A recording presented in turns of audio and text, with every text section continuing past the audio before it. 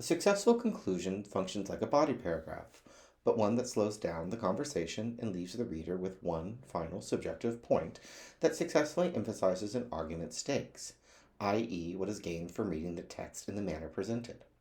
Notice how the following example, pulled from a revised draft in the previous quarter, successfully emphasizes the stakes of the author's respective claim. Thesis. While Toomer suggests that white supremacy violently and detrimentally impacts people of color, he further claims that it also limits the autonomy of even privileged whites like Bob Stone. Conclusion. Toomer shows that a binary classification of race greatly limits the freedom not only of people of color, like Tom and Louisa, but also inhibits white people as well. Bob, conditioned by society to view all mixed-race people as black, attempts to justify his attraction to Louisa with the vulgar language of white supremacy. Regrettably, such instances of racial degradation continue into the 21st century. In the generations of pain I felt in one racist moment, Anna Fleming describes being mocked, sexualized, and dehumanized when a bar patron used the slur to refer to her mixed race background. She goes on to note that the moment echoed a long history of viewing black people as possessions and black women as hypersexualized.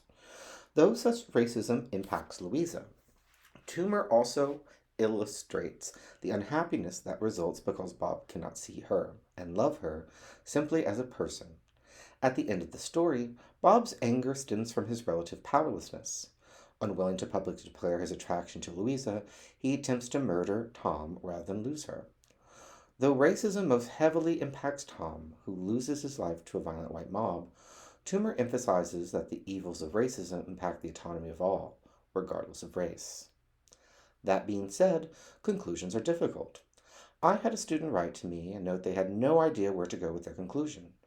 If you feel like you have nothing else to write about, consider expanding your scope and inviting another historical or cultural artifact into discussion.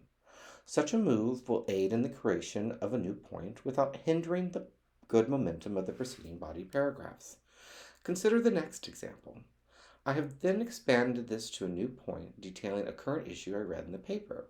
You can bring up something very different or very similar, but make the connection to emphasize its relevance to your reading.